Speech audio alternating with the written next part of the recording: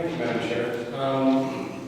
I also want to start by saying thank you both to all folks who have been here to testify and be a part of the process, but certainly to the folks who worked on this effort over the years, including the folks at GIA and all our great partners. I also want to thank the members of this committee for what I thought was an exceedingly respectful tone of this debate. I thought that you treated all the witnesses with great respect and dignity and asked fair questions. I just thought that was another moment I was proud to be a member of this body.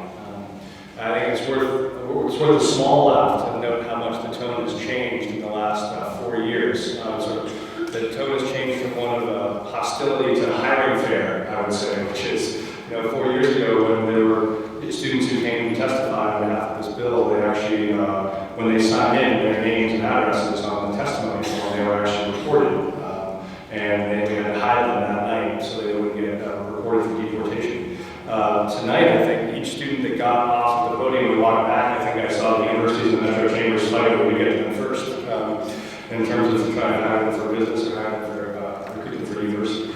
And I think I say that because I think it is symbolic of the way that the public opinion in this state has changed about the way that we view our kids, which is I think we no longer see these young people as threats, but understand them as assets. I was thinking today about Dr. King. His birthday was this week, but the last public speech he ever gave was April 3rd in Memphis, and it was the night before he was assassinated. He came there for a sanitation workers strike, and it was a very unusual strike for him because most of the sanitation workers were actually white, and most of this was a labor struggle. It was not purely a civil rights issue. People asked him why he would come, why he would particularly come to Memphis where the threats of violence were so significant. And this speech is very famous because of his mountaintop speech where he says, yes, I would like to live a long life in which he has its place, but I'm not worried tonight. I'm not fearing any man. My eyes see the glory to come to the Lord. But what is not remembered is in the middle of that speech, he tells a long story about the parable of the Good Samaritan. And he tells a story about how, of course, you remember the parable of the Good Samaritan on the road to Jericho, where there was a man who was injured who needs help, and there is both a Levite and a priest who both pass by the man and don't stop to help him because they're presumably on their way in a hurry to something more important. But the Good Samaritan, who is a man of a different race, stops and says, let me help you, let me get you to where you're going. And King talks about how what was meaningful about that is the way that the Good Samaritan saw the question differently. King talks about how the road to Jericho was a dangerous place, and so the first men were afraid of, if I stop to help this man, what will happen to me?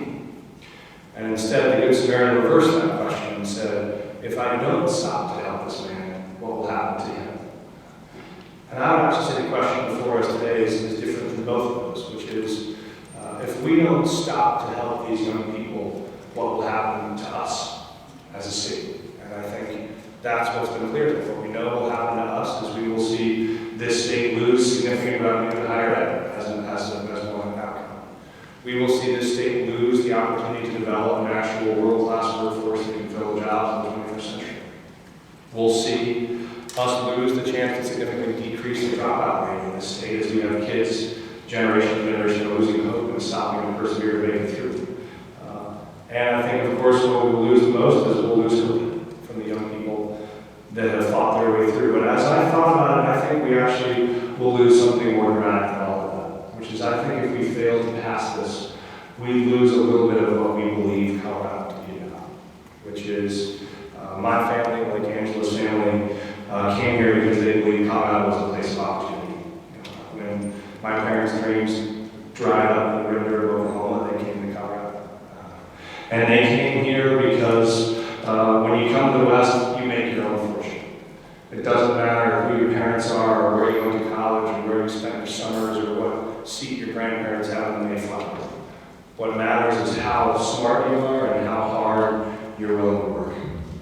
And I think we didn't depart from America in that way. I think we made Colorado the best of America, which is we were the state that had the courage to actually live out the conviction that we hold these truths to be self-evident that all are created equal.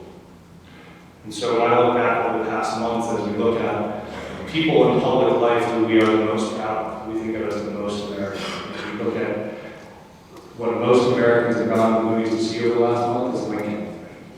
An American was willing not only to risk his political career, but to risk his life for that promise of equality. We all stood in a standing ovation at the State of the State for the dedication of the Ralph Carr Justice Center across the street. For a governor who risked his political career to say, no, I will not stand up and support the practice that everyone in the state of Colorado who's Japanese American ought to be rounded up and put into a pen. And if it costs me elections, Governor, I'll take that stand. Or Dwight Eisenhower, who sent the 101st Airborne into Little Rock, Arkansas to say, I believe my little kids ought to have a chance to go to school and no one will stand in their way. In fact, I'll stand there to make sure they do. Those are the people we're the most proud of, because those are the folks who believe that when you are elected to public office, you bear a sacred responsibility to defend the promise that we hold these truths to be something that we all created.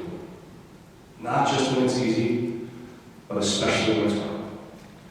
And I think that there are times when we as policymakers try to pass policies to make it more likely that someone acts as a good Samaritan on the road. And there are times where we're just asked as people to be the ones to get off our horse and put a hand out for a kid who's struggling to make it. So it is compelling to me to think that 13 years ago, the first time this bill was proposed, Sonia was a kindergartner. Sonia, who came up and sat here and testified, was about to graduate from high school this May, was a kindergartner. Every kid she has ever watched graduate from high school, the 13 years she's been in school, was undocumented and never had a chance. And despite that loss of hope, she fought for 13 years, believing eventually we would figure this out. So when she got to this point, when she got to 3 months out from her graduation, someone would make sure we got out of the way and made it possible for her to have a chance. Today is the chance for us to make sure that the kindergartner today who is going to watch Sonia at her graduation, not just can look up to her for all she's accomplished, but can look at her with a sense of possibility that she knows that she too can walk that path. That she too can dream of being a doctor or an engineer or a teacher or a lawyer, because all of those options are open in the state to make opportunity the most important thing we have to offer.